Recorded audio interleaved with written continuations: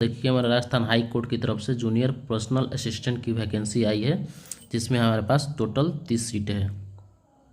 तो देखिए हम देख लेते हैं कैटेगरी में कितना सीट है। तो देखिए हमारे पास जनरल में 13 सीट है, ओबीसी में 6 सीट है, एससी में 3 सीट है, एसटी में 4 सीट है, ईडब्ल्यूएस में 3 सीट है और एमबीसी में 1 सीट है। तो देखिए यही सब जानकारी पूरी डिटेल में हम इस वीडियो में बात करेंगे, तो आप वीडियो के साथ अंतिम तक बने रहिए और वीडियो अच्छा लगे तो सब्सक्राइब और लाइक ज़रूर कीजिएगा। तो देखिए हम तो पता चल गया हमारे पास कितना सीट है। टोटल हमारे पास 30 सीट है कि जूनियर पर्सनल असिस्टेंट के लिए। और देखिए अगर इस पोस्ट की एलिजिबिलिटी की बात करते हैं, योग्यता की बात करते हैं, तो उम्मीदवार किसी भी मान्यता यूनिवर्सिटी से किसी भी विषय में ग्रेजुएशन होना चाहिए। तो अगर आप किसी भी विषय से ग्रेजुएशन किए हैं तो आप इसके लिए अप्लीकेबल है, आप अप्लाई कर सकते हैं। कंप्यूटर बेसिक नॉलेज भी होना चाहिए, थोड़ा सा आपका जो कंप्यूटर का नॉलेज है वो भी होनी चाहिए। अगर हम एज लिमिट की बात करते हैं तो Rajasthan high court junior personal assistant की वैकेंसी के लिए अगर न्यूनतम अब देखें तो आपका 18 वर्ष होना चाहिए, अधिकतम 40 वर्ष होना चाहिए। जो आयु की गणना है वो 1 जनवरी 2025 के आधार पर होगी। जो 1 जनवरी 2025 है उसको आप लेकर अपनी आयु का कैलकुलेट कीजिएगा। अगर आप 1 जनवरी 2025 को आप 18 वर्ष के होते हैं तो आप एलिजिबल है। अगर 40 वर्ष नीचे होते हैं 1 जनवरी 2025 को तो आप एलिजिबल है, आप अप्लाई कर सकते हैं। और देखिए अगर छूट की बात करें एज रिलैक्सेशन में, तो अनुसूचित जाति एससी और एसटी और ओबीसी और हमारा एमबीसी के लिए आर्थिक रूप कमजोर के वर्ग ईडब्ल्यूएस और महिला उम्मीदवार के लिए आपको 5 वर्ष की छूट दी जाएगी। विधवा और तलाकशुदा के लिए अधिकतम कोई सीमा नहीं है। अगर देखिए अगर हम इसके सिलेक्शन प्रोसेस की बात करें तो जो हमारा जो इस वैकेंसी के लिए इस पोस्ट के लिए अगर सिलेक्शन प्रोसेस क्या है, तो पहला देखिए जो हमारा हिंदी शॉर्ट टेस्ट होगा, हिंदी शॉर्ट हैंड टेस्ट होगा, उसके हमारा कंप्यूटर टेस्ट होगा जो स्पीड उसमें देखा जाएगा और एफिशिएंसी टेस्ट देखा जाएगा उसमें। फिर हमारा डॉक्यूमेंट वेरिफिकेशन होगा और मेडिकल वेरिफिकेशन होगा। उसके बाद आप इस मेरिट लिस्ट में आपका नाम आ जाएगा, आप सेलेक्ट हो जाएंगे। तो देखिए अगर हम शॉर्ट हैंड टेस्ट की बात करते हैं तो देखिए क्या बोल रहा है हमारा dictation of passage of Hindi short hand test. ये टोटल 8 मिनट का होगा, जिसमें आपका 70 वर्ड पर मिनट रहेगा, आपका स्पीड होना चाहिए। और हम transcription and typing of dictated passage in Hindi on computer अगर हम बात करें, देखिए हिंदी बोला, हिंदी में बात करें टोटल आपका जो ड्यूरेशन रहेगा 70 मिनट रहेगा और डिक्टेशन स्पीड इसमें नहीं दिया है।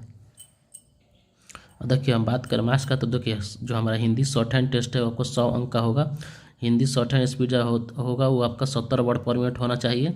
Hindi short hand test 8 minute का होगा और ट्रांसक्रिप्शन टेस्ट 70 मिनट का होगा, तो इस बात का आप ध्यान रखिएगा। और देखिए अगर हम कंप्यूटर टेस्ट की बात करें, जो आपका स्पीड है एफिशिएंसी टेस्ट होगा, वो देखिए स्पीड टेस्ट आपका 10 मिनट का होगा स्पीड टेस्ट, उसमें आप टोटल 50 मार्क्स रहेगा। और हम देखिए minimum qualification marks ST SC के लिए 20 होगा और मिनिमम क्वालिफिकेशन मार्क्स अदर के लिए मतलब एसटी एससी और एक्स जो हमारा PWX से और सर्विस मैन को छोड़कर हमारा जो भी बचे वो हमारा 22.5 होगा क्वालिफिकेशन मार्क्स, टोटल हमारा 50 में से। अगर हम एफिशिएंसी टेस्ट की बात करते हैं तो इसमें टोटल हमारा 10 मिनट का होगा, जिसमें ये भी हमारा 50 मार्क्स का रहेगा। और इसका जो qualification marks ST SC PWD और एक्स सर्विसमैन का वो 20 रहेगा और बाकी सभी के लिए हमारा 22.5 रहेगा। देखिए यहाँ पर दिया गया है कि स्पीच टेस्ट और एफिशिएंसी टेस्ट टोटल 10-10 मिनट के होंगे, दोनों टेस्ट 50-50 नंबर के होंगे। SC ST दिव्यांग और एक सर्विसमैन को क्वालिफिकेशन के लिए 20-20 अंक लाना पड़ेगा और कैटेगरी और बाकी सब कैटेगरी के लिए 22.5 अंक लाने होंगे। अगर देखिए अगर इसके हम शुल्क की बात करते हैं, जो इसका एप्लीकेशन शुल्क है अगर उसकी बात करते हैं, तो देखिए हमारा सामान्य और OBC क्रिमिनल रहित MBC क्रीमी श्रेणी और अन्य राज्य के आवेदन के लिए टोटल हमारा 750 रुपया लगेगा। OBC नॉन क्रीमी श्रेणी और MBC नॉन क्रीमी लेयर श्रेणी और EWS का टोटल आपका 600 रुपया लगेगा और ST SC दिव्यांग का टोटल 450 रुपया लगेगा। तो आपका ये अप्लीकेशन फीस है, तो इतना आपको देना पड़ेगा। आप इसे किसी भी माध्यम से भुगतान कर सकते हैं, डेबिट कार्ड, क्रेडिट कार्ड या भीम UPI, किसी भी तरह से आप इसका भुगतान कर सकते हैं। देखिए एप्लीकेशन का जो लिंक है अपने डिस्क्रिप्शन बॉक्स में डाल देंगे, आप जाके वहाँ से अप्लाई कर सकते हैं। इसका जो नोटिफिकेशन है, जो फुल नोटिफिकेशन है इसका वो भी हम डिस्क्रिप्शन बॉक्स में डाल देंगे, वहाँ से जाकर आप डाउनलोड करके इसको पूरा नोटिफिकेशन को पढ़ सकते हैं और जानकारी ले सकते हैं। देखिए अगर हम डेट्स की बात करते हैं तो देखिए हमारा 9 फरवरी से जो है स्टार्ट होगा और 9 मार्च से आपका चालू होगा। फिर आपका जो है आवेदन जमा करने की अंतिम तिथि 10 मार्च तक रहेगा। और परीक्षा तिथि आपका परीक्षा जयपुर में 15 अप्रैल 2024 से 30 अप्रैल 2024 के मध्य आयोजित किए जाएंगे। तो देखिए जो 15 से 30 अप्रैल के बीच में जो आपका एग्ज़ाम होगा ये हमारा जयपुर में होगा। और देखिए ये हमारा एप्लीकेशन 9 फरवरी से स्टार्ट होगा और 9 मार्च तक जो अंतिम डेट रहेगा भरने का। अगर देखिए हम दस्तावेज की बात करते हैं, जो हमारे डॉक्यूमेंट्स हैं, इंपॉर्टेंट डॉक्यूमेंट्स हैं, उनका बात करते हैं। तो देखिए मोबाइल नंबर होना चाहिए आपके पास, ईमेल आईडी होना चाहिए, पासपोर्ट साइज़ फ़ोटो होना चाहिए, एजुकेशन डॉक्यूमेंट होना चाहिए, जाति प्रमाण पत्र होना चाहिए और Aadhaar card voter I D card जो भी आपका हो वो आपका पास होना चाहिए। इन सब में से कोई एक आपके पास होना चाहिए, तभी आप अप्लाई कर सकते हैं। अब देखिए यहाँ पर कुछ इंपॉर्टेंट पॉइंट्स को पढ़ लेते हैं।